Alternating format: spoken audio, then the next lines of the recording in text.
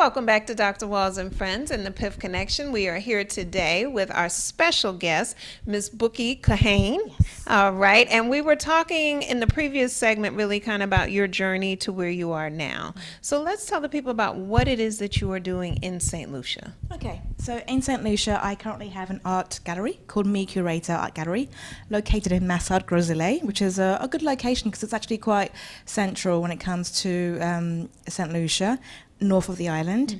It's based within the Star Publications office, and we're open 9 to 3, Monday to Friday, and we tend to feature quite a lot of regular exhibitions there. Okay. Now, me curator. Yes. So I'm a former educator. Yes. So let's break things down. What is a curator? So a curator is somebody who ultimately takes care of the art. A curator will spend their time researching ideas and themes, create an exhibition they want to showcase, source the artwork, source the artist, and then pull the collection together, all from making sure that the art is rightly titled, the right artist, the right measurements, and the right materials are being used. Yes. Making sure that the artists also have their bio, which will accompany the artwork as well. And the curator will also pretty much lead when it comes to the opening night, making sure that everyone is greeted, and also make sure that everyone is aware of what the exhibition is about and what work has been shown. Wow. You know, as you were saying it, I'm like, you're kind of like the event planner. You're that person that puts everything together and kind of behind the scenes. Exactly. What people don't get is the research behind the scenes as well. Yes. So whenever I create an exhibition, I always have a title and a theme around it, and that comes with some time and some writing. Okay. And I tend to go for topics which I'm quite passionate about, really. Okay. So let's give people a real example of that. So you just had an exhibition that came to a close and you're getting ready to open another one. Exactly. So let's talk a little bit about both. Okay, so the last exhibition was called In Our Skin, and that was really about looking at the importance of skin for the human race, whether it be skin to skin, mother and child, and that bond contact. When we are naked, is that sexual? Is it neutral? Can we be naked in our own homes or out on the beach? What's more acceptable? Also, when it comes to your skin, because it can, especially your facial skin, and how it can convey quite a lot of emotions and meanings by the wrinkles on your face as well. So it was an exhibition where I focused really on contemporary artists, and we had work from a range of artists: Amanda Tannick, Nicole Edgecombe, Jerome Welts, Shannon Fadlin. Were all artists who are represented within that collection. And you know, Piff family, we know Shalon. So much of our artwork in the first couple of years Shalon did for us, and we thank her for that absolutely beautiful work. We love, love, love her style. So that was that one. Yes. And now the new show that's coming. Yes, the new show will be called The Art of Autism. And I think what I've realized is the importance of using art to tell stories, which is great, but also highlighting issues of great importance within St. Lucia. And so there is an autistic community within St. Lucia, and my whole point is that autism isn't something to be afraid of. It's just simply different. Yes, it is. And what you find is those who tend to have autism actually are quite creative. They work on a different spectrum. Yes. And I want to explore that spectrum.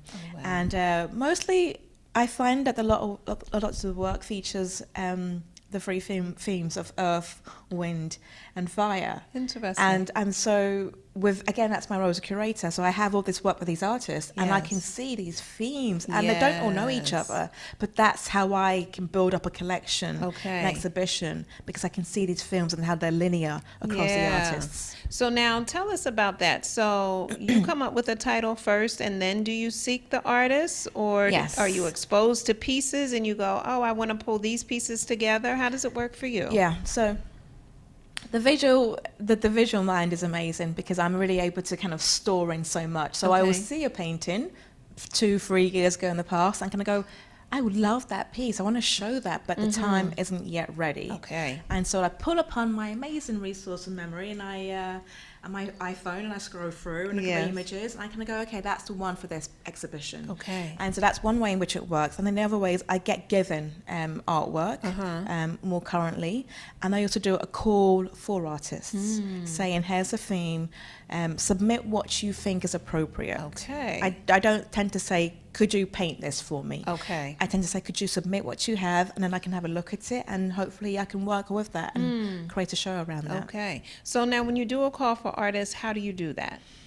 Social media. Aha! How could people find out or participate? So it's very simple. So Buki and Me Curator can be found on Instagram, Facebook, and also on the World Wide Web, and it's mecurator.com, and that's MECURATOR.com. Me Curator on Facebook, Me Curator on Instagram, and also Me Curator on the web. Okay, so Very now simple. You're in St. Lucia. Is it only for artists who are in St. Lucia or in the Caribbean? I get asked quite a lot. I think I began the brand to support St. Lucian art and to promote that. And I feel like when I'm at that stage, I can say, yes, the world knows about St. Lucian art and the artists, Shalon, Nicole, Gilroy Hippolyte, and so forth. Then I can say, okay, let's expand. Okay. So now this exposition that's coming up, when will it run? It will begin in late September. So right now the working date is the 21st of September. Okay. The 21st. Oh, look at that. Earth, Wind, and Fire. Isn't there an Earth, Wind, and Fire song about the 21st of September? Are y'all seeing a theme here? Yes. I think that should be the opening music. Okay, we're doing this. Maybe we can get Earth, Wind, and Fire to come down there and perform. Yes. I'm saying that's a whole theme. Way to make it happen. Okay. All right. So now you have the curator piece. We know that you're also an artist, but you tend to keep that part private. Yes. For budding artists who are deciding, do I showcase? Do I keep private? Is there a hybrid? What are your thoughts about that? I get this quite a lot, and I tend to get quite a lot of artists who find me on social media and ask me that question. Johnny John is a great artist, a great sketch artist. When I first knew of her, she was just doing amazing portraits with graphite and paper and would focus really on that. We met, we spoke, and I was like, you know what, have you just tried acrylic on canvas? She's like, no, I haven't. I was like, please do try. Okay. And so now she's making the most amazing kind of surreal and dreamlike paintings, which are really, really beautiful pieces to look at, really kind of mind sort of challenging. And so I said to her, just, if there's a field that you've always wanted to try but thought you couldn't, there isn't couldn't.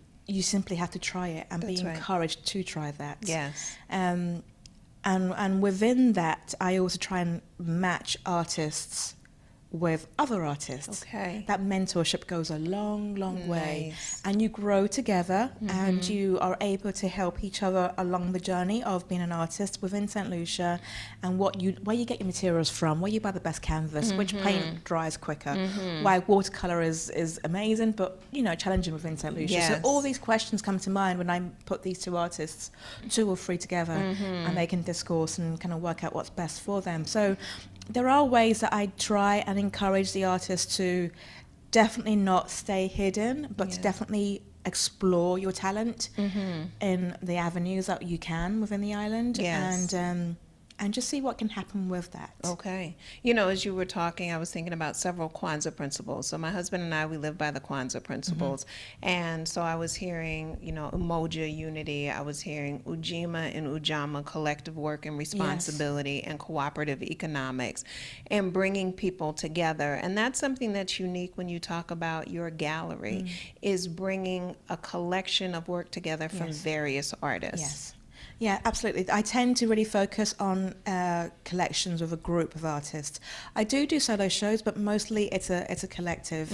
And there's even a WhatsApp group called the Me Curator Collective, in which we just all share and remind each other and encourage each other and kind of post information about future art events. And what I have learned is that it's definitely a great way of highlighting each other's talents when you have a group show. You have an opening night, and you have about 10 to 15 artists who all bring their own kind of, fan base, which makes it a great collection. And also, once they're there, the buzz within the space is immense, because you have artists sharing, laughing, embracing. It's been so long since I last saw you, and I find the launch nights is a great way for them to touch base with each other and reconnect in that sense. Tell me this. So I've done art shows as far as going to them, working with artists as they get ready to prepare for their art shows. Now, I'm not a curator. I haven't done that part. When the different artists come together, do you feel as though they're able to move into that collaborative aspect, or does sometimes the competitive aspect get in the way? I really would say for the artists who I represent, it hasn't been competitive. It really has been about love and support. I'm very honoured to say that. I think I have a great collection of artists who I work with, and we all work together really well. We encourage each other. I don't think there's a conflict there at all when it comes to that competitive nature. I think what we are trying to do is strive to push St. Lucian art to a place where it's recognised. And so we all know that you have to work together. There has to be collaboration, and it's not a place for pettiness, but really a place for support and encouragement. Yeah, for anybody who knows Piff, that's our motto, is that it's a collaboration. It's not a competition, it's a collaboration. And I definitely think we're in a space this time in the world where we definitely need to unify and work together for the collective. So that's exciting. All right, we're going to take a quick commercial break, and we'll be back in a moment on Dr. Walls and Friends and the Piff Connection.